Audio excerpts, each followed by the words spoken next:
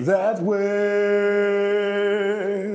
Up there, there's so much room where babies burp and flowers bloom. And there's a big difference. I want to make sure I want to be a performer, not just a wrestler. It's like a multiverse of Shazam. I don't think anybody can do what I do. You were bullied? Yes, I'm going to put that there. I was bullied in high school. See roster now. Who is?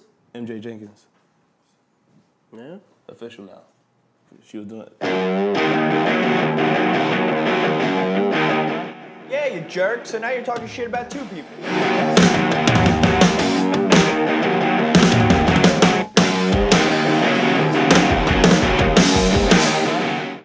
Well, folks, Andrew K. along with the Niz, our sound engineer, and joining us in the studio is the diligent one here for a diligent conversation, Corey Dillinger himself. Hey, how's everybody doing? How y'all doing, guys? It's good to have you here. Thank you. The pleasure's mine. Oh, the pleasure is mine, my friend. Okay, well, we'll let you have that. We'll let you have that. You know, you were one of the first ones. I remember when we got our start on the Indies, and you came up to us and you were like, you know what? What can I do to, like, you really are putting so much into yourself that you looked at us like how Steve Austin was describing on his podcast. Like, he would talk to a lot of, like, the film guys in WWE. Mm-hmm. Like, you always wanted to know, like, what position you'd be in, what you would look good on, or how. Like, that's what I take from meeting you, the first impression. So I always, like, you know, I always said to myself, this guy, he's going to make it, and I think he's going to do extraordinary things because you look beyond than just wrestling. You're going beyond in the fact that, like, you want to look good for every aspect on camera. So I think that's great. Wow, thank you. A lot of people, I didn't think was going to notice that. I do care about more production, more than wrestling, because I love it. It's an art. It's a form that you can't replace, but you only have one chance to make it happen. Mm-hmm. And I always ask you guys all the advice in the world of production, because if I can look good in the ring, but if I don't look good on camera, what's the difference? And there's a big difference. I want to make sure I want to be a performer, not just a wrestler. Yeah, well, I mean, that's what you're doing. You're performing in the ring, right? Yeah. Now, Neil, you guys have, like, history. You guys travel up and down the roads together. Yeah. Well, like, doing this stuff and going to the same promotions over and over, you know, you start to get friendly with some people. But, like, we actually rode to that one show in Hudson Valley. Yep. Where you're like, I don't know if you still are, but you were tag champs for Colossus at the time. Yeah. The belts are gone. They slipped from my hands. I'm not gonna lie. I was in a street fight. I will say that was literally the fight of the month for that company. I'm not gonna say fight for the night, fight for the month, and they earned it. I'm not gonna get mad about that. They earned it. Well, how long did you have the belts there? We had it for about almost a year, a little over a year. That? So, honestly, there was just no competition, period. And I guess they decided to have two guys that said, you know what, we'll do any lengths to get opportunity, and they took it. Are you guys, like, involved in a program now, or are they going to run with the belts for a little? Actually, we had a rematch, and I actually hit our manager by accident, and then she hit me. So, I don't think we'll be worrying about that. I got to worry about now Colossus is trying to knock me out because of a mistake that she made. So that's a whole different spectrum I got to worry about now. For a lot of the audience that are not from, like, the Northeast or may haven't seen you live in person, tell everybody who Corey Dillinger is. Where'd you get your start, and where did the love for professional wrestling begin for you? Of course. So, guys, I'm known as the diligent one, and that word has such a meaning to me. I'm actually a college grad. It took me 10 years to get that. And trust me, that's not a walk in the park for any person who's went the story I went to. I started wrestling in ECPW, worked through the gaps, worked through the cracks, and for some reason they saw something in me that was superb, that was, like, different. So instead of me going through the ring of 3, 4 months, 6 months of training, after 1 month, they said, hey, you know what? We got you a match. And that's pretty quick. Yeah, tell me about it. I didn't expect that to happen. I'm still feeling surreal. Like, technically, today's the 17th, right? Mm-hmm. That means today is officially my 4th year anniversary of wrestling. Wow, congrats, man. Like, this is ridiculous. And it's just so much in my brain to talk about it right now. But overall, if you want to know one thing about me, I don't care who's in front of me. I don't care who's beside me. If you don't show the respect that I deserve, I will show you punishment for no respect. And also, I got territories. This bracelet right here is the first territory I took over. I got more coming down the line. If you want to find out which ones are those, just keep watching. Stick to GoPro Wrestling. You'll find out everything about the story. How did you get involved with Team Shazam, one of the most dominating factions on the independent scene? I mean, you are the enforcer. You are the Arn Anderson of the group. I'll say it. You are. You're the enforcer. Yes. It's funny. When I first started, I was going through matches. I was handling my business, and Dan the Man saw something in me and said, you know what? I see something. I want him. So he went to Gino and said, I want Dillinger. And I thank Dan the Man so much because I think I would have been in such a different path if I did not get requested by him to join. And then plus, Kenny Bangle, I call him the charismatic guy of the team. I learned how to be more of a presence, not just by my size, but just by my aura. Mm-hmm. So, being with them has just helped me mold to become this diligent man now. So, it's a blessing. And do you think being in the group with Dan, because you guys seemed like you guys were in the background while Dan was shining as champion, but now it seems like Bangle, TV champ. Yep. You're dominating on the independent scene. Do you feel like, and your character starts to evolve more, and your persona and everything, do you feel that being associated with Dan it's almost led you to where you are today? Absolutely. Like I said, when he sees somebody has potential, he takes every little small pick of it and tell you need to change this. You need to crank this up a little. You need to tone that down. You need to do all these details and then watch it manifest. And he done it. And then Kenny also gives me his 2 cents and make sure the small stuff that he overlooks. So it's not just him that goes there and gives me the information. It's also Kenny that picks up the stuff that he missed.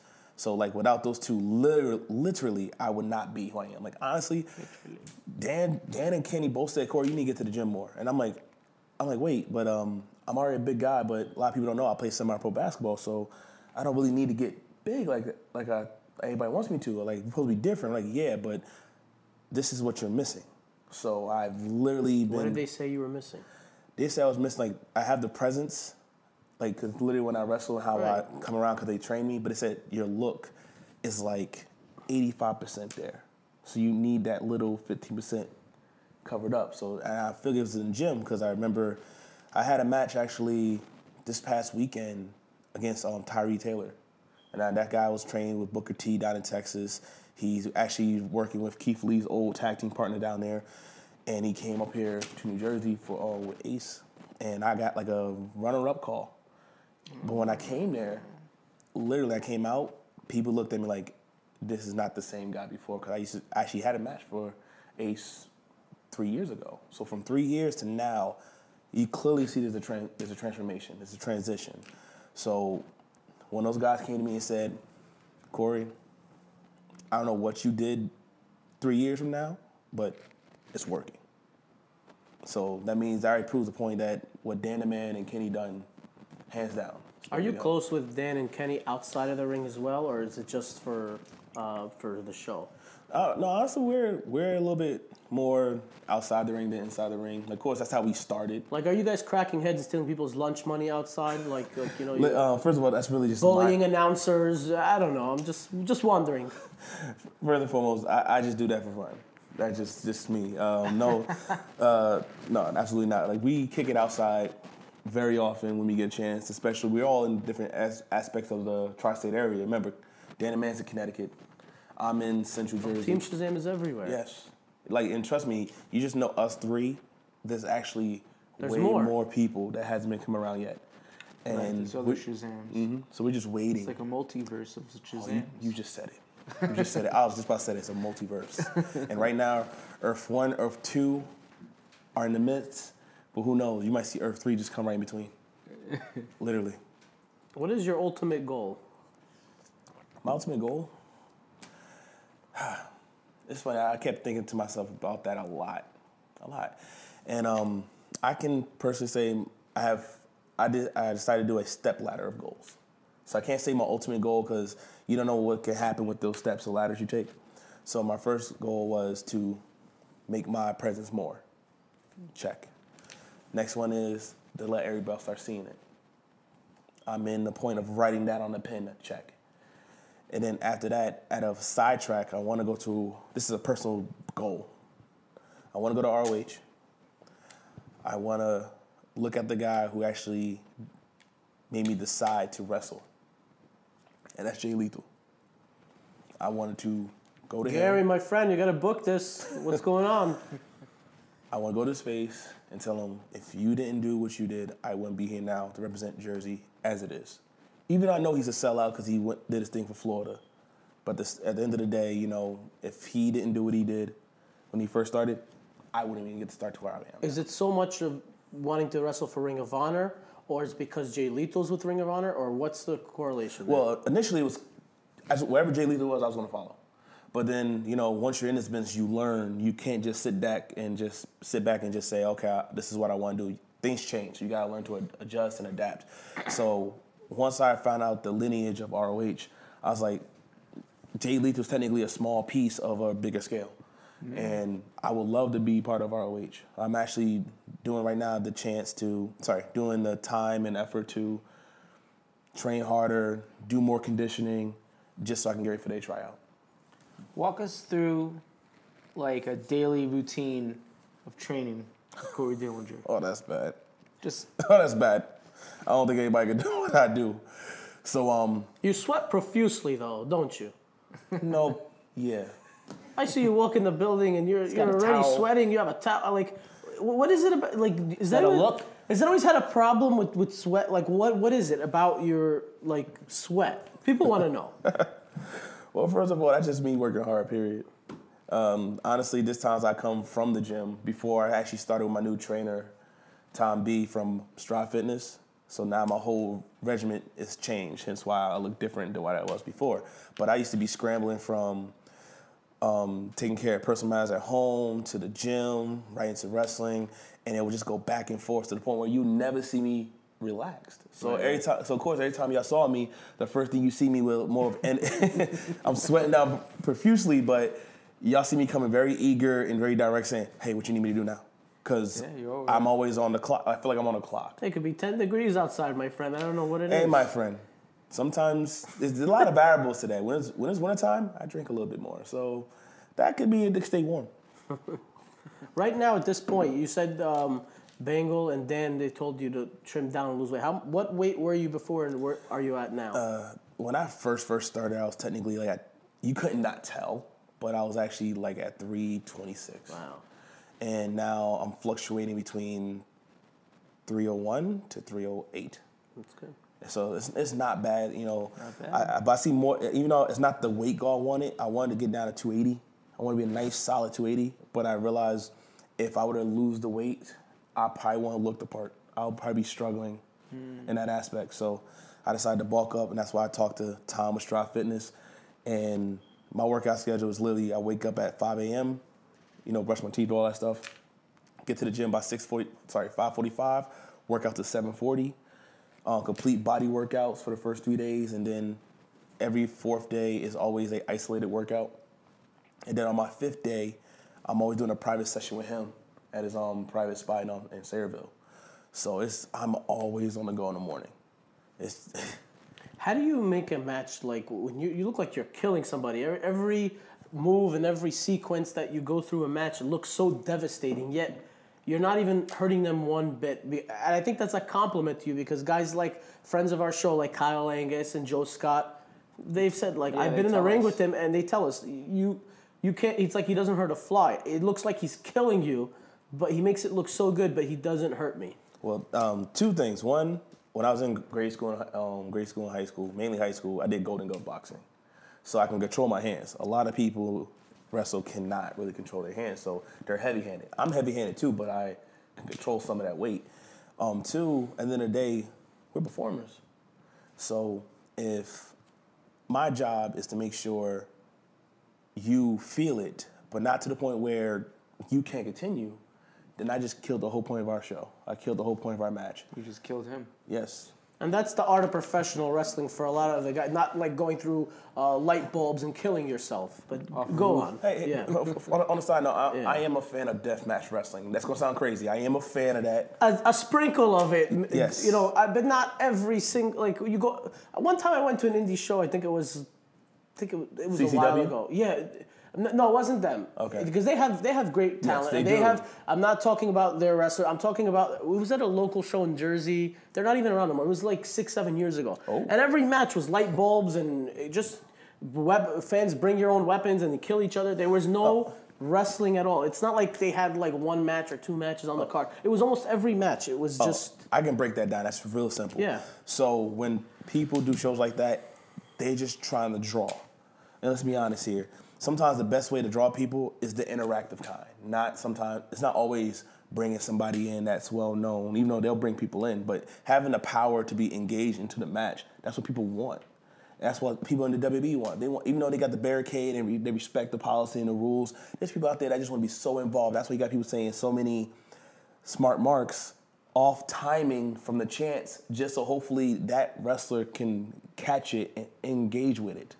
That's all you want to do is be part of the show. You just touched on something for me. The death matches. You said you like death matches. Where do you draw the line between a hardcore death match where somebody could fall off 20 feet and land, yet you're having a match on the card where you guys are doing wrestling, and it almost makes it look like, okay, the other guy's Superman, here is Mr. Dillinger, the Dillinger one, it looks phony. It's like, where do you draw the line? Because it makes it look...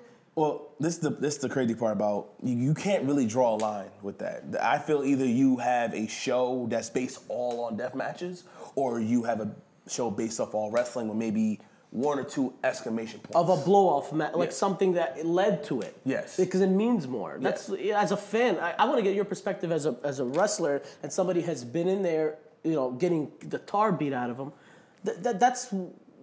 That's something I always felt passionate about, like with the hardcore stuff, and we're just going back into the great wrestling that we see, like in the last 15 years or so. It's almost like fans have to be reprogrammed to see that because we've seen so much hardcore matches. Do you think that's an accurate assessment? Hands down, we are programming the fans and the viewers to enjoy something different. Because remember I said before, wrestling's always changing. If we go back to the timeline where we had NWA, it was pure wrestling.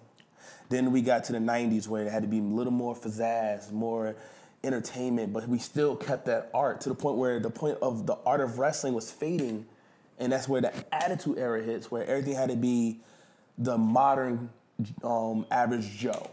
Think about it. Like I tell people that Stone Cold Steve Austin is basically the Dusty Rhodes of the Attitude Era. Because back then you had people that worked 9 to 5s, bust their hearts out, just trying to take care of their family. And then you have the guys now in the Attitude Era that says, I work my jobs, I can't stand my job, I can't stand my wife. Can't stand my boss. I want to drink, I want to knock him out. It was the perfect connecting line. So now we're getting back to the point where we need to go back to, well, actually, we went all the way too far to the point where we're just doing entertainment, which was a little off to me. That's why I actually stopped watching wrestling. Because the storylines didn't make any sense. You had people who have a good match, and then it'll get buried the next month because they want to fit in a segment where a girl's actually flashing one of the guys that we can't see.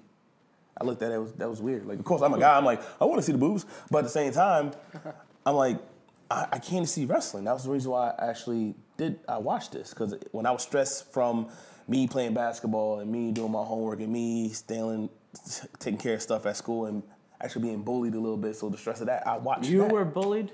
Yes. I'm going to put that there. I was bullied in high school.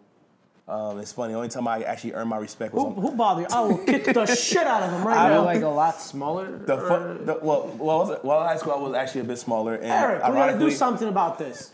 The ironic part. Yeah. Wait. No, here's an interesting story on the side. So please share. I was bullied not because of my size, but because I didn't dress the part. I wasn't, I was in a private school where everybody had certain fashion statements, stuff like What that. area did you go to school? Actually, I went to St. Patrick High School for my first 3 years. Oh, that's like Patterson. They got a great basketball team. That's in Elizabeth. Oh, Elizabeth. Yeah, they Yes. used to have wars with St. Anthony's. This guy's got to do his research. Yes. Yeah, Tim Thomas went there and Al Harrington. Yep. See, I know my. see, And, he knows what's and going Kyrie on. Irving. And Kyrie Irving, right? Understand. His father, they still live in West Orange. Yeah. So around that time, I was, I'm a nice guy. If you know me, I'm a nice guy. Just don't cross me. But back then, I was so nice where you could walk over me. I'll be honest, you could. And at one point, they felt like I was just not trying to be cool like them because I wasn't dressed like them. And you said about the sweating repulsively, that's something I couldn't control even back then I was a kid. So you were bullied about the sweating. Yeah, because I didn't look presentable to them. But the only time I ever got respect was on the basketball court. Because that's where, at the end of the day, you can say, oh, I do this, I have this. But if you don't put up or shut up, there's nothing you can do. Like, I don't know if you could tell, I have like a little scar that's faded away like years ago. So one of these guys I actually played basketball with, he's actually from overseas. He came play with us. He had a tendency of never cutting his nails. Call his name. I'll bury the asshole. No, yeah, listen. Right in that camera. First of all, Yannick, his name is Yannick. He's a great guy. I had to put it out there. He wasn't bullying. It's just the fact that he's big. Cut your fingernails. Stop. Just stop. Just stop. Go ahead. But Troublemaker. Just to let you know, these guys actually watch this stuff because at the end of this. Yeah, we're friends. It's It's a work. It's a work. Don't worry. It's a work. We're just playing around. But technically, I wanted to go stiff football, and he actually cut me wide open here. I didn't feel it, but it was blood coming down. It wasn't intentional. It wasn't intentional. Look badass though. It was to the point where everybody said, yo, you need to sit down. And the first thing I said, nah, let's keep playing. They're like, what? No, let's keep playing. Fired you up. It's not even firing me up. It's the fact that in life, I feel like every time you play somebody one-on-one, that's how life is. It's like basketball. You play somebody one-on-one. It's never a team moment unless where you actually have a point where it's a journey where you're a team. You always face somebody one-on-one. And once that person's done, you learn from what you've done and you go to the next one. It's a rare occasion that you'll go repeat the same person unless you're training for something that's relevant to that time. So every time I played basketball in the gym, and it's funny, we're known for our basketball because we didn't just train and practice at practice. And we had practice at 6 a.m. and we had practice at 5 p.m. We practiced in the gym, our gym class. That was like our bragging rights day. Like who's gonna take over the day? And we didn't care. So I got bullied and then I actually transferred out to St. Pat's, not because of the bullying, but because I knew I deserved to be on the starting lineup or at least in the rotation. And Kevin Boyle told me straight up, he wouldn't do it. He said, I love your skills, I love your fundamentals, but only if you were 3 inches taller. So I was like, oh, this is a hard game. I'll be honest, I played center. So back then I was stubborn. I felt like it didn't matter your height, as long as you put the effort, you train. Charles Barkley was 6'4", 6'5", and he was one of the best power forwards of all time. Exactly, but you got to look at it like this. At that time frame, height was transitioning all over in the NBA, and I'll take the great words from Eric Thomas. My mentality was, you might think you're smarter, you might think you might look better than me, but you will not outwork me. I will get everything I have on that court. I've heard that in a promo before. That was pretty good. Stop it. Stop it. But that's good though. You're taking stuff that's happened in life, and that's why people can relate to you. That's what my point is. Like people can relate to you on a human level because you're not just like writing out scripts of that. You've lived it. You felt it. So yes. When your words, it will reach people, and that's the way how to get over. I mean. True. As a talent, you could say better than anybody else from an outsider like us watching, or True. Now, but to finish, I'll fast forward the story because I got too in depth. So once graduation kicked in, and I was in college, I kept in touch with all these people, and most of the people that bullied me and not bullied me that's on the basketball team, they all branched out, played semi-pro outside before me. They played overseas, and I'm just like, wow, come on! Like I played with these guys. I worked just as hard as these guys. Why can't I be that guy? So I finally got my break, and I was so happy. I was on third string, but by the middle of the season, I became second string rotation. I was happy. I was working hard, and then I realized that I wasn't adapting to the game. I was stuck in the center mentality. So end of the season, we lost in the playoffs. I trained twice as hard. I increased my cardio tenfold. My ball handling skills increased. And when it came for practice/tryouts, nobody was there. the team disbanded. The owner left and went to Georgia and didn't tell nobody but the starting lineup. So I was in depression mode, and that's how wrestling came into play. So as soon as I posted up that I was going to be a wrestler, and I think after my first match, I had people hit me up and say, Corey, I'm happy that you're doing this. I'm proud of you. You're one of the reasons why I actually have been so successful in basketball, because when we was at the gym, you didn't let nobody discourage you for what you love to do, and you gave it 120%. So that's the same way I do it in the gym and on the court. And that guy was Ruben Galundux. I remember that name very well because he was the first person to message me. And then it went down the line with all the people like Shakira Johnson. I don't know if you remember this guy named Derek Character. He was actually a top-notch player in high school as well. He actually played for the Lakers at one point. He played for Louisville. And without those guys hearing that was that reinforcement that made me know that if I could do the same thing I did in basketball as I do in wrestling, I can never lose. So that's the whole story with that. Do you feel with basketball, you're leaving your fate in other people's hands because it's more of a team sport, a team environment. Mm-hmm. But with professional wrestling, you kind of have your fate in your own hands pretty much. Yes, but at the same time, basketball is the same way too. Don't look at it just straight in the basketball game. Look at it at practice. Right. So at the same time, we train 3 times as hard at practice so it could be easy for the game. Right. Same thing with our wrestling matches. We train 3 times as hard in the gym, in the training facility, just so our matches can be like that. So it's all individual. We just have, with basketball, you have more of a competitive morale. Right. So, but same thing with wrestling. And in essence, it's in wrestling because you're trusting the other guy's body. You also have the referee that has to be in position, have a good job with the referee. I don't trust referee. I don't. Yeah? I don't. If you notice, every match I had, it's always been a miscount. If I lost, it's literally... Was Plasma refereeing that? No. What if they told you, all right, Corey, you're gonna take out Plasma. He's the official in this situation. It's gonna be a ref bump, and it's gonna be you because you play heel on Adrenaline TV. Yes. So if that ever happens, Plasma knows what's gonna happen. I told him straight up. I told him straight what's gonna happen. I'm not gonna say it here because when it happens, I don't want you to be like, "Oh, he told me." I want y'all to be surprised. But he knows it. I came to him. I remember the first match I had. No, sorry, the 4th match I had in PA. I was wrestling Draven West, and his count was so slow. I literally, before even got kicked out, I actually sat up and said, "What is your problem? What is your goddamn problem?" I lost the match, legitly, because I blew my head gasket. Cause I thought I was being screwed. And then I think 2 weeks later, we go to the gym, we had training. He's like, "I know if you ever knock me out, I know you're gonna do this." I'm like, "As long as you know." As long as you know. So I love Plasma. I respect Plasma.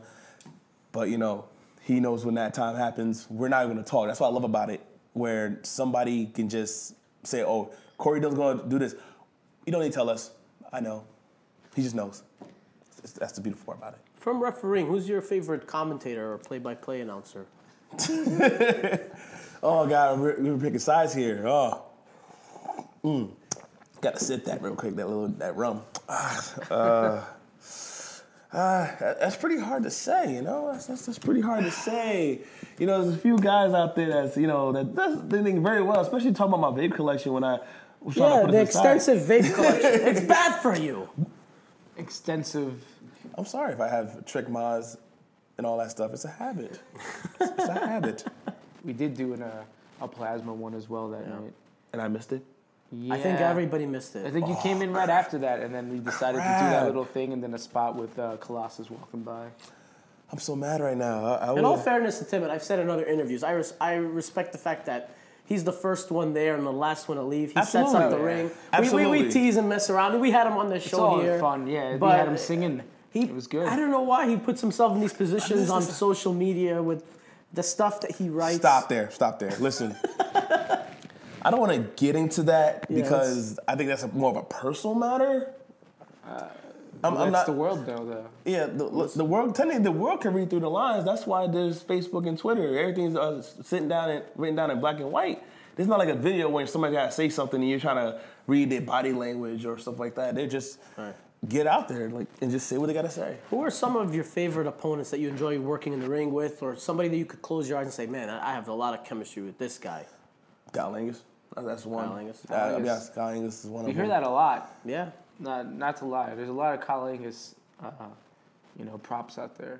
Yeah, because that one thing about him I will say, remember I said about me playing basketball-wise?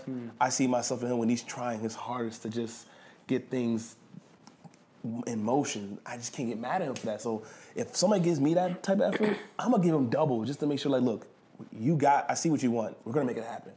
Another person I love working is actually the Dark Oracle Sage. Real good guy. Yeah, I love Sage. He's a very, very nice man. A lot of people know he's actually my first big man match ever had at. It was an interesting match there. Trust me. It's not easy a lot of times to have a big man and big man match. Usually the contrast of styles more adapt to a smaller guy with a big guy like you could just throw them around. But it's pretty interesting to hear that he's one of your favorite opponents and he's a big guy. Yes. So. And what I love about it is the fact that people forget I did Golden Gloves. So if I'm working with somebody who's the same size as me or bigger, I'm technically now the quick guy. I'm the guy who has more agility. I'm not gonna be just loafing around. I can move. Y'all seen what I can do. Hands down, I can move around that ring almost like a cruiserweight. The only catch is I'm too afraid to leave my feet. I'm too afraid to leave my feet. That's the only difference. And I'll go down the list. Who else I wrestled? Wow, there's so many. It was so many in my head, and now they just all went blank after the first two. That's bad. You guys had some great tag matches with the Graysons when you guys would have the Team Shazam versus the Amazing Graysons. Those are some great matches. Well, team-wise, yeah, absolutely. Yeah. They can worry about. I thought you meant in regards to in one-on-one. general. general, yeah. The Graysons, I have wrestled these guys called The Element. This is when I was doing a CCW tryout. And it was awesome. Those guys. Were there light bulbs involved, or just a regular? No. Here's the catch. People think that CCW is all about death matches. They bring out pure wrestling. The only catch is, compared to being PG, they don't give a flying fuck. It is going to be adult, and they'll push the limit. That's the thing I respect with them. They'll I love keep Larry it adult. Legend. I'm a fan of him. Really? Yeah. All right. I like Larry Legend. Shout out to Larry Legend. Shout out to you. Salute. Yeah, it's hard. At the end of the day, wrestling is a big machine, and we're all different gears. What I'm saying about the hardcore stuff, and it's not to be bashful, it's just. Nah, we like. I love hardcore tasteful wrestling. hardcore. I loved ECW. I miss ECW so much. I don't think anybody could ever follow replace the nostalgia and what they left in their mark in history. But somebody like Stocky, who's a main event guy, he wrestles in the last match. He's wrestling in a hardcore match, say against James Storm or somebody. Mm-hmm. Do you think it's right for the three preceding matches to all have hardcore matches? How does Stockade's main event match mean anything if everybody else before him are bashing each other with that? You know what I mean? True. That's the argument that's very true. With. But if you look at this at a production point of view, sometimes that's not going to be the way you want it. It's not going to be the way you think. So I'll give you a side story. UWA Elite. There's another promotion I wrestled for. We had a show called Aggression. It was basically our Extreme Rules based show. Okay. And we had basically nothing but weapons the whole show. Everybody had no DQ. Well, except for the first match, but I feel bad. They should have had some weapons, but they didn't have it. But every match after that was literally hardcore weapon-based matches. It was marketed in advance that this is like how WWE does Extreme Rules. You guys marketed your show, patterned it, and said this is going to be a hardcore event. Nope. No? We just made it so much of bad blood storylines that at the last second somebody said, let's put out bring your weapons in. At the last minute. Okay, improv. So the catch is some people we have there are punctual, so they came there early. And Okay, they put the you stuff were there. there reading the crowd. What did you think? What the crowd thought from that experience? It was different experiences because you had some people that did like hardcore spots that was like to the point where somebody's jumping off of something and landing off. It looks cool. My match was different. We busted somebody wide open. Now, was it a young audience that saw this, or was like grandma in the front row about to have a heart attack after the third match? It was a mix. And the crazy part was in the church. And the other part is I was pointing at gunpoint in that match. Yeah. That was like written into the match, or that was it was a shoot. I'll say half and half. But this is where the irony kicks in. This is why I laugh and I looked at the tape. I'm like, this is not good. And I noticed it was a bad sign once he came out. So the guy told me that spot. And I was like, okay, we can make a comedy out of it. It's cool because we're trying to keep PG. We're still comedy. I'm Monsters Hill. You guys are like the comedy baby faces. That's fine. So this guy King Tech actually has a persona where he's basically the leader of the UWA Elite Army, and his persona comes from different historical leaders, from Vietnam to Civil War to Spartans to Navy. I'm like, this is very clever. I like that. He's very diverse. So when he told me the spot, I'm thinking he's gonna wear his Vietnam outfit because he said I'm gonna be crazy. So I'm like, okay, this is perfect. It's perfect, fine. I come out, waiting for them. I see him come out in the cart. He's wearing a Civil War outfit. And I'm like, this is not gonna go well. He's getting flashbacks. This is not gonna go well. I'm like, this is not gonna look right at all. No. So I actually I shoot him one of my moves. The same move I shoot on Tony Rush at one of our adrenaline tapings. I'll catch you in the fireman's carry. You try to run away. Right. I'll just drop to my knees and let you hit the buckle. Don't even tell you, just drop. And he did that, and then I guess when he crawled over, I guess he felt that was the perfect time to do it. So he literally pulled out the wooden rifle, and I was like, the fuck? How are you supposed to sell something like that? I at least said, that's fake, bro. He's like, I'm crazy. I'm like, oh, okay, chill. So he told me this, and this one made it so off to me. He said, you're going to lay on your back and let me pin you while you have me at gunpoint. That didn't make no sense to me. I was like, you know what? Because I don't know, you might put some pea shooters in that thing. That might hurt like a muff. So I'm just going to sit down. I sat down first, laid down, and as soon as he thought I grabbed that wooden gun. I looked down like, that shit's... I literally threw the gun, and I was literally trying to knock him out with haymaker punches. I was that upset. And he got away, and he actually hit me in the jaw, and it actually rocked me a little bit. But then throughout the whole match, after that point, I was cursing up a storm. I did not give a fuck. I was telling, stay the fuck down, beating the shit out of him, to the point where at the end of our match, he's like, yo, he was cursing a lot. I was like, the dude had me at gunpoint. What the hell you expect me to do? He was wearing a Civil War outfit, and I was supposed to just go, okay. No, let's be real here. Like, I understand we do entertainment, but some things cross the line. And even have fans came to me saying, Corey, you know that wasn't cool. I was like, Mike, we're going to use that for the teaser reel. That is just too good. I don't even know where we could continue from listening to a story like that. That's insane. Oh, God. I know. I'm just saying. But after that show that was happening, then I did something that some people don't like, and I'll elaborate. I know you're going to questions for this. I did Grim Toy Show the day after.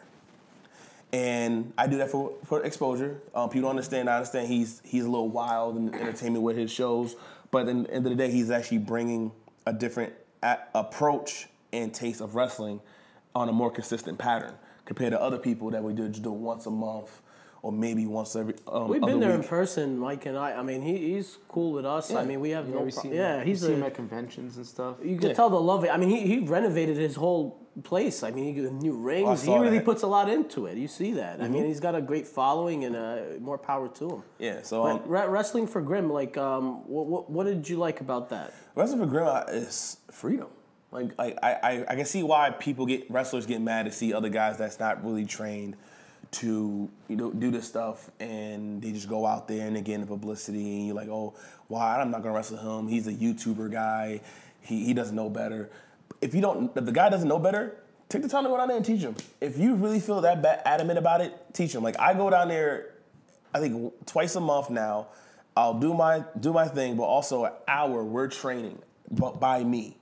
I'm training each one, every small detail, like to the point where how you properly throw somebody in the ropes, so there's no miscommunication, no bumping. Everything looks smooth. Because I watched their tapes to the point where I was looking like I was the coach. And I looked at every guy's match, said, Jake Key, you need to work on that. Bale, you need to work on this. JJ Adams, you need to do this. And now they're doing much better. Now they got chances working with SWF, and they're getting exposure, and they're getting better. So to me, it's like I looked at it as a baby project within. Like, even though the show was amazing, but from a worker's point of view, it needed tweaking. And from a match point of view, every person I got to talk to are doing way more better. you're just like, whoa, you're passing on your knowledge from like what you've been taught like over the years and stuff. Pretty much. So like, let's talk about that a little bit. Like, obviously you've trained with Gino. Yep. I trade with Gino. I trade with Mike Morgan and Ace. I did tons of seminars. I put out there. I did Bob Evans. I'm actually getting ready to do Eugene's. I've done Manny Fernandez. I've done, it's a list. Because I realized, like, once you get trained by one place, I noticed that you can't depend on that one place. Unless that place has a revolving door of guests coming in, you can't depend on that place. Like of course, I got trained by guys like Crazy Ivan, Frankie Flo, of course, Dan the Man. And it's just so much. So when I talk to these guys, I give them the stories that... What is the toughest criticism you ever gotten, feedback from a trainer or a promoter or somebody that had you in the ring teaching you? It's funny, I never had any tough criticism. It was just to the point where I was like, if I hear this more than once, then I know it's legit. Like, 'cause I know everybody's saying wrestling's like ice cream, there's different flavors. Wrestling, you take with a grain of salt. But if that grain of salt piles up, then I know that's a legit problem I need to work on. And one of my problems was now it's funny to go back to you saying how I take care of wrestlers and workers. They say, I don't hit hard enough. And I'm looking at like, what? And this is where you might say, it might start a problem. I'm like, if I hurt you, you can't work. He's like, I could take it. But then I realized where it came from. So my first match I ever did for Adrenaline TV was supposed to be against Punisher Martinez. He didn't show up because he committed to Monster Factory. So I ended up working this guy named Solder Oro. And he's from Connecticut, great worker, he's still doing good now. And he told me straight up, I'm gonna hit you, I'm gonna take care of you, but I'm gonna hit you. Same thing with Ivan. Even though we know Ivan's a little more than persuasive, put it out there. You know, especially if he don't know you, especially if he doesn't know you. But he told me straight up, you're gonna catch my foot, I'm gonna do it insecurity. If you don't duck, I am knocking your head off. Hearing that, I think any person hearing that would know common sense, I gotta duck. But because I have seen matches where someone says, I hear him in the back, yo, I'm gonna do insecurity, catch my foot, I'm gonna give you insecurity, I want you to duck it. They'll catch insecurity, and instead of doing like the legit duck, like holy crap, they're going, and they're getting glazed in the back of the head. You can see them literally getting glazed, and they'll no-sell it. That's what pisses me off. But we wind back. So when he went for the insecurity, when I mean I ducked it so quick that, you know, sometimes people duck and they actually move the foot. I ducked so quick that I still kept his foot in the same position, like, because I believe him, because he chopped me a few times to the point I'm like, this guy's not lying. So I can see why people now are saying, you need to hit more. You need to hit harder. Because, you know, at the end of the day, if you're working guys who are doing the commitment I'm doing, they're going to train their bodies. They're going to train themselves. But I feel, I go from the back of my mind, that nobody hasn't trained like I do in boxing. That's in wrestling. Like, I can literally hurt you, and not saying I'm doing it intentionally, but I don't want that to happen. And then next you know, we got to worry about working each other later on. Then either you have a chip on your shoulder with me, or I have a chip on my shoulder with you because you gave me a receipt for something that you asked for. Training under Gino Caruso and Mike Morgan, what have you taken from most? What have you learned most from Gino? We'll start with Gino. With Gino, less is more. I remember when I first started, I literally wanted to be the guy.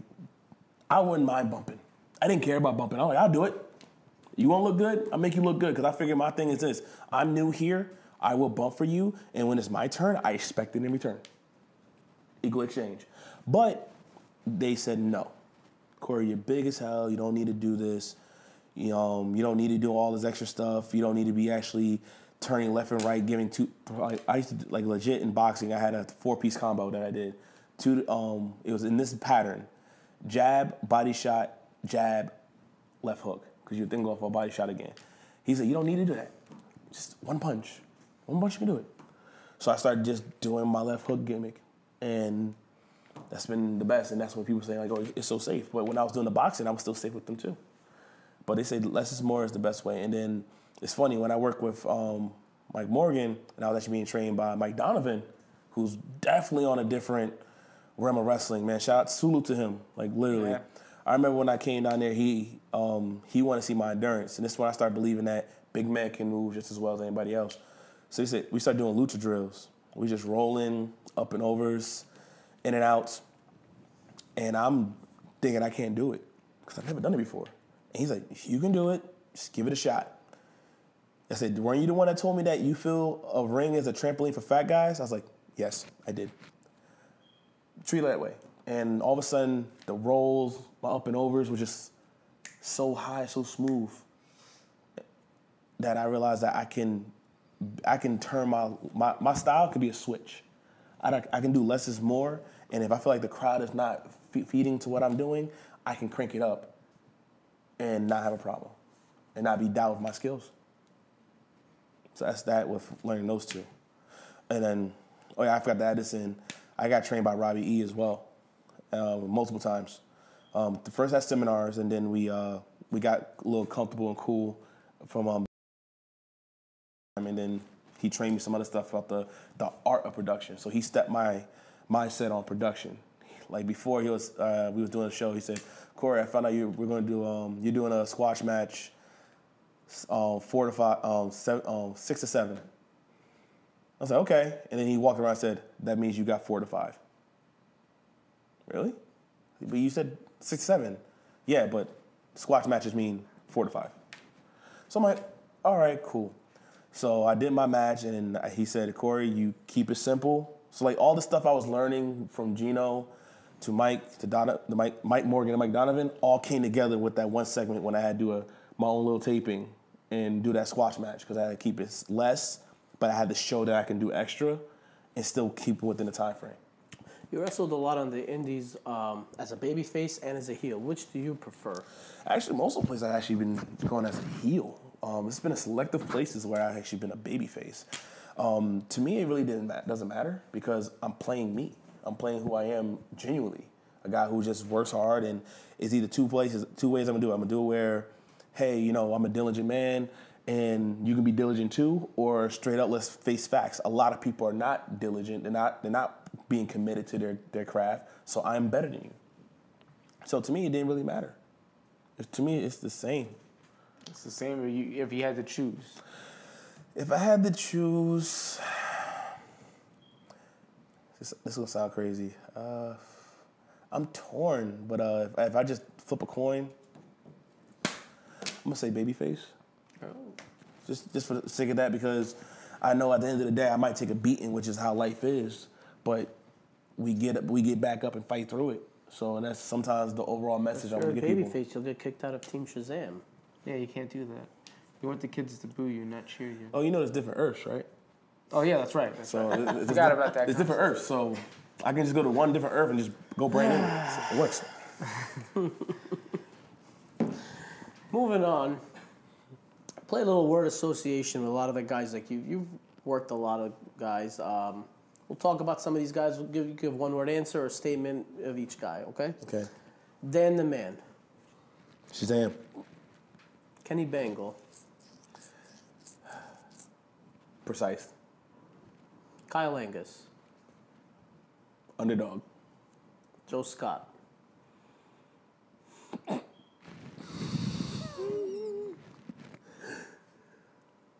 Character building. What way? I remember when I first met him. It's funny when I met him as Joe Scott in another company. He was a heel. I loved his character. He pushed the limit, all that stuff. But ever since he became a babyface, I was like, bro, we need to get this character up because it's to the point where if you didn't know his character with the harp, you just stare at him like, okay, he's got We were it. just talking Yeah, about we that had with this him. We had him conversation here in the in the studio. match. We were talking We about told him that. he needed to be a heel again. We gave him this whole. It's so funny. I personally miss him being here. That's when I first saw him. That's how I drew to like him. I'm like, I like what you do. Like, it's awesome. But I know at the end of the day, we as wrestlers, we all play parts. So sometimes we can't help it. Even though I say bullshit to that. Because when Gino got me first started, he gave me the stigma of Bad News Dillinger. Only because I look like Bad News Dillinger in present day. I mean, I'm sorry. Bad News Brown. Bad News Brown. My mistake. It was Bad News Allen. Yeah, right. Bad News Allen. My bad, guys. Brain fart. Got stuck to my head so much. But it took me about a year and a half just to get that out, to get rid of that name. Because I first embraced it by being a Suge Knight. So I was trying to make it to my own. That's hence why there's a picture of me on my Facebook and a few other sites that you see me with my only exclusive Bad News t-shirt that you would never ever find anywhere else. Literally, because I don't even have it anymore. It's only in that picture. Oh, wow. I had my fedoras, and at a Connecticut show when Jimmy Flosnigger was there, some guy said, "Hey, I think this will fit your character."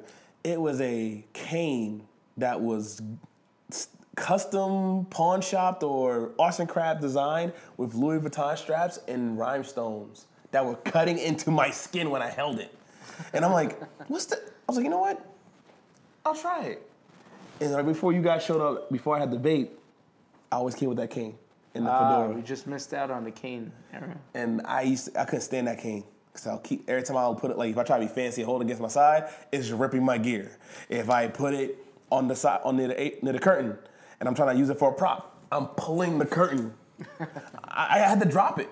It was that bad, but Not a practical prop. nope. But then it got to one point where I started realizing, am I being me? Like I was trying to make this person me, but it's not. I just can't do it. I'd rather be real with people that I talk to than just try to pull a whole persona out of a persona. So I went back to where I first started, and I said to myself, I wanted to be the diligent one, because in college, you know, one, I was a rock fan. I just loved the catchphrase, the great one. I was trying to find something that rung with it very smooth, and it was the diligent one. And I taught my promos. I try to mix the concept of the rock with Mick Foley and the Hollywood Blondes, when they did their promos. So I try to mix all that into me. And then that's when you guys came in, and that's when you didn't know I was actually pushing out of that Bad News stigma. So when I cut that promo, that's where I had to look. So that's why you told me not to say Bad News on commentary anymore. Right. Production notes.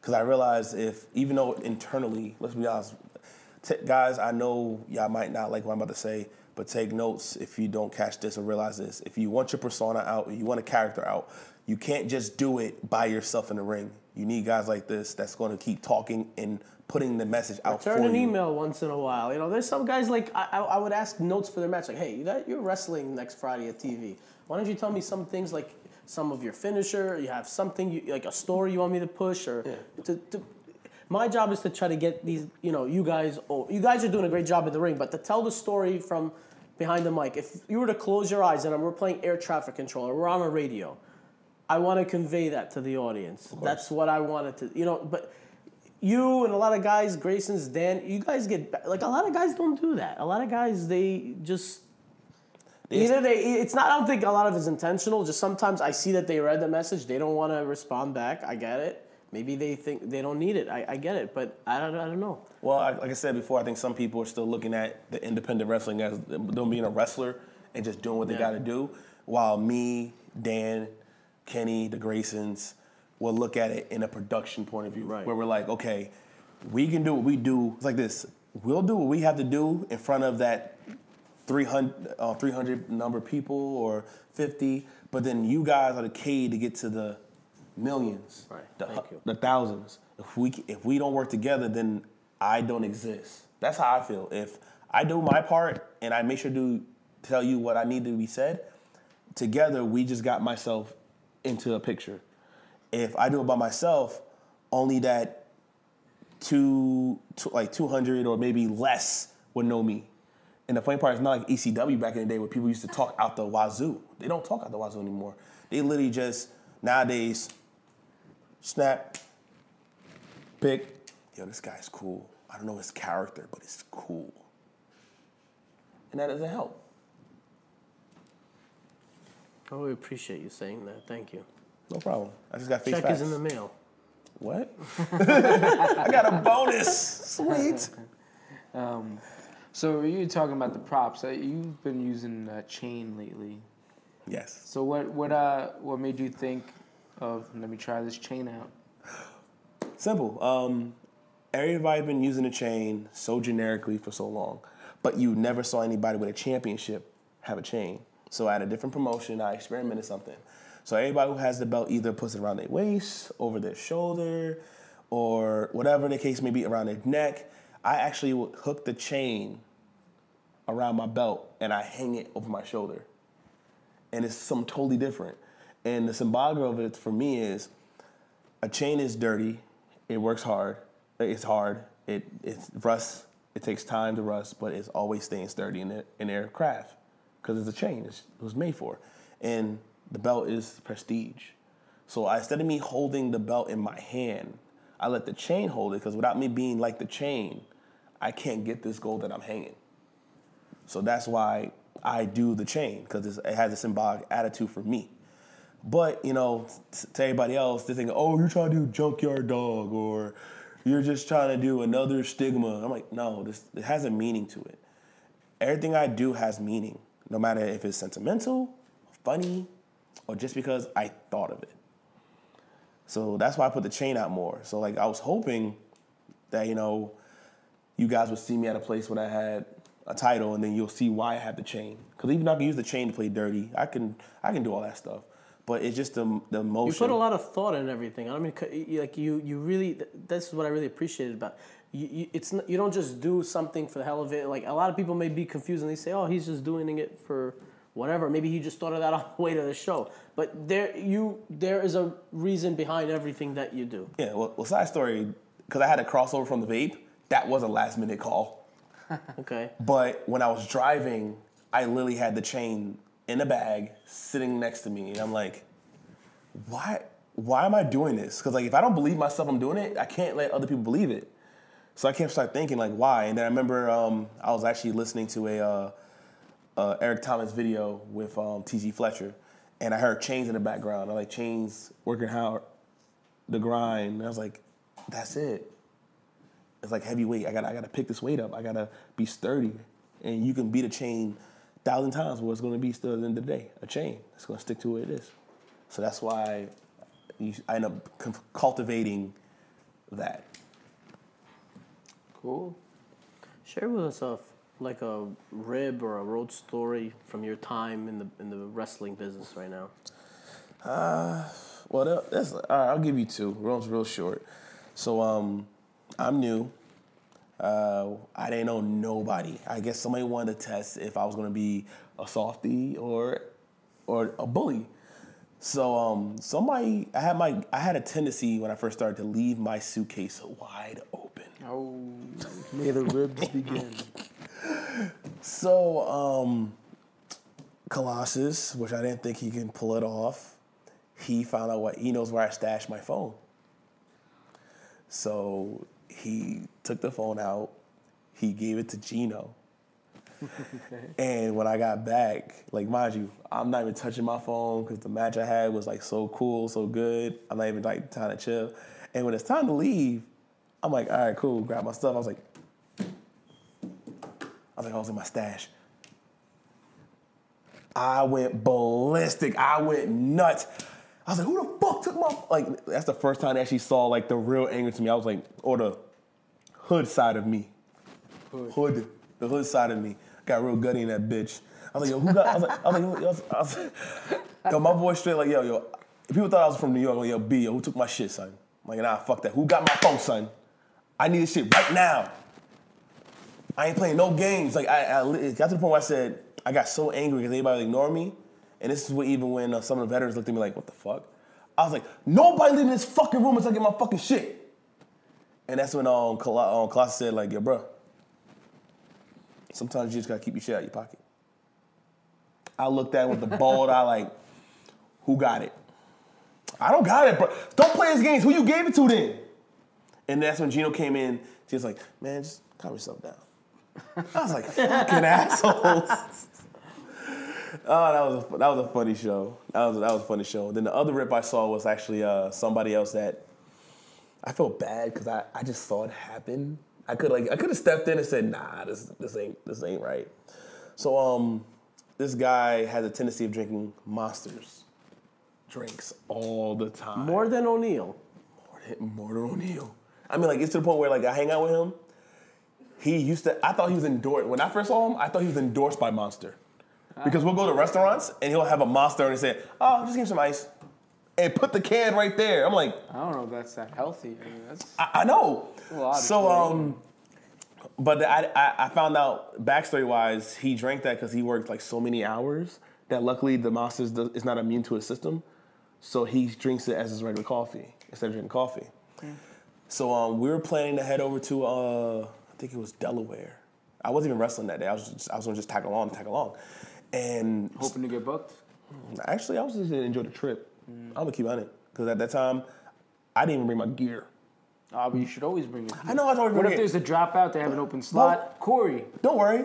Oh, man. My bad. No, here's the smart thing about me. I don't bring my gear, but since I know I'm a big guy who's black, I gotta put that who's black, I can play a bouncer gimmick just like that. So every time I went to a show, I wore my comfortable, workable pants, black sneakers or black boots, and a black polo that I don't mind sweating out. So every time I went to a show, I dressed like I was security. Because one thing I found out is back in the day, when somebody was trying to get into the business, the first thing they needed to do were set the chairs up, do the counter, and if you were big, you propped as security for the show. So that was my way of getting in. This is before me even starting. I already had this in my head.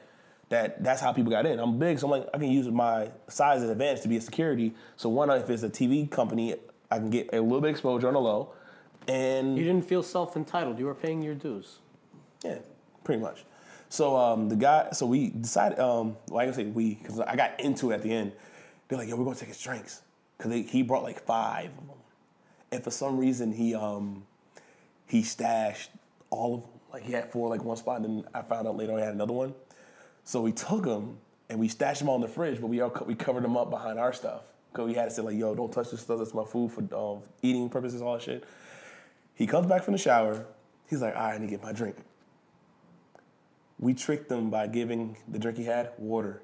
He spitted it out like, what the fuck is that? Going nuts. Then he's like, I see y'all game. He went to his, he got a small compartment like I had for my phone. Pulled out an extra large can of Monster. Said, oh, you think you got me, right? This is where I got pissed off. Come like this.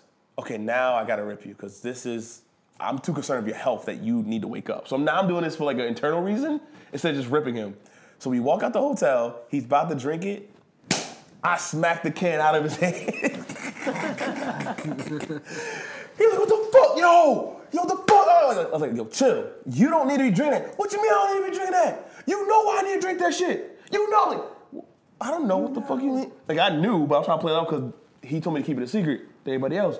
So he blurted out and said, you know I work these crazy hours at work. You know I got this shit at home with my wife. You know I got this with my kids. I need to stay the fuck out. Like, oh shit.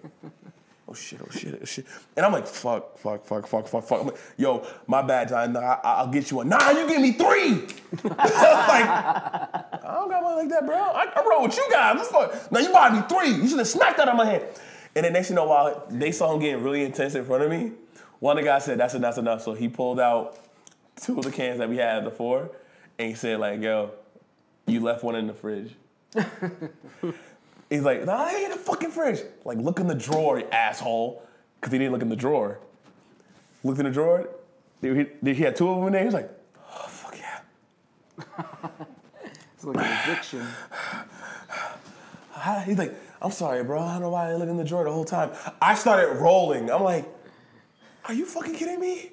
You didn't look in the drawer the whole time? Like, you need to stop. So luckily, that was a good rib. I'm mad I had to be the guy. I got myself into it, but hey, it was a fun story. And now the guy actually cut backs on that a lot. So I'm happy because he got his life together. Him and his family is actually much better now. And now he actually gets sleep. So I'm happy for him. Instead of him staying up. Because he told me he used to stay up because he used to argue with his wife and he can't sleep after he argues. Wow. So he'll try to get the drinks. That's Promise us one thing. It's not a matter of if. When you wrestle at Ring of Honor, the GPW crew here is going to come watch and support you. That's a blessing. Actually, when that happens, and if I have a little leeway, I wouldn't mind actually doing like a vignette package. and then we can just actually have it like me walking through the whole thing. Cause We're here. I found out the guys at ROH are really cool. And then plus the partnership, if you don't know about the partnership that he just had now with Monster Factory, 3D Academy, and 2 other promotions, it might come sooner than I thought. Gary's a good guy. We go way back. Gary Silgan, he's the owner. He used to buy a lot of. He's a big collector of the vintage posters. A lot of people may know this if they follow him on social media. But man, he's got some great those old school WWF posters from the Bruno Sammartino, Ivan Koloff days. A lot of them that So I mean, pretty cool. That's pretty freaking awesome. Pretty cool. I ain't gonna lie, I didn't even know that. That's pretty freaking cool. Yeah, he's a big poster. I'm a big poster guy too. I want to know if he got the Big Boss Man. Cause that's an old poster. Cause he used to be on there posters. I saw one at a bar, and I regret not taking a picture of it. Oh. And I was like, it was Big Boss Man versus Jake the Snake. The WWF card ones where it says right with the words. Yeah. And I was like, oh, I gotta get that. Well, a lot of those is what he collects. Like sometimes he's done little tours of that. I think he had Bobby Eaton and Jim Cornette in his house. They did a tour and he had programs, posters everywhere. Gary's a big collector of the old posters. And it's funny, you tell a young kid that, he'll just say he's a mark instead of paying respects. No, it's respect. I mean, I'm a collector. Some of the posters in the you see all posters in the studio. Like these are all the vintage stuff that It's nostalgia. Every time I look at it, I go back to being a 9-year-old kid watching Royal Rumble. With, it's funny. I think that's the biggest thing that as wrestlers that people don't understand. Because they ask us why do we wrestle. Right. We're kids. At the end of the day, like I believe in this philosophy that when you're born a kid, you should and you grow up, you should never lose the aspect of you being a kid. Because that makes you who you are. So wrestling to me, basketball and wrestling were like the 2 main things that made me stick as a child. Where I can still have fun. Because nowadays we go to our jobs, work 9 to 5, maybe 10, 12-hour shifts. We're not happy. But we need something to make us happy that when we go to that bullshit that we go to in the daytime, that we can come there at nighttime and train or go wrestle and be like, you know what, man? Even though I went to that bullshit, because you know the old saying, they say you spend $5,000 on training to spend $500 on gear to travel $50 worth of gas to get to a show to only get paid a hot dog. It was like a hot dog and a handshake. It was called like the 5-5-5 theory. And then in retrospect, it's true because we will spend all the money we have to invest ourselves to do what we can do to actually do these things at first because we're hoping we'll show that our work is worth it and we'll get paid the stuff that we deserve. So that's why doing wrestling to me is just, I'll be a kid. Even though I drink rum, but... This has been a diligent conversation, and we definitely appreciate you joining us here. I appreciate it, guys. Thank you so much. Thank you. Yeah. Thank you. Thanks. Thank you, brother.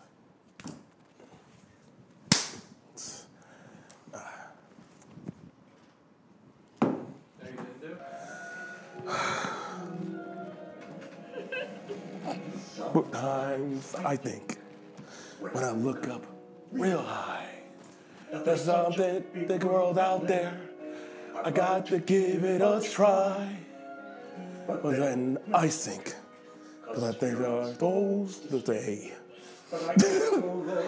out there, that way.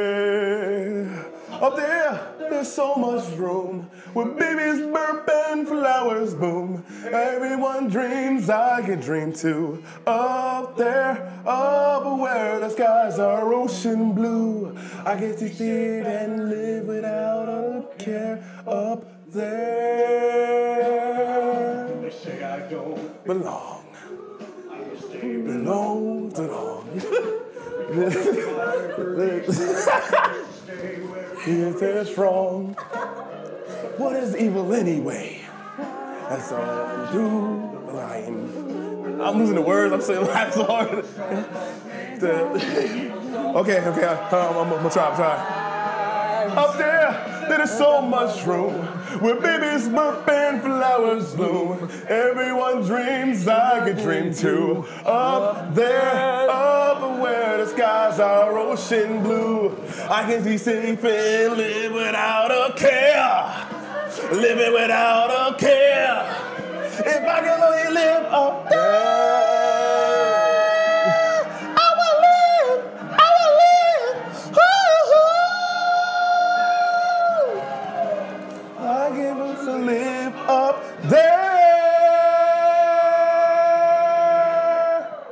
clap, you guys.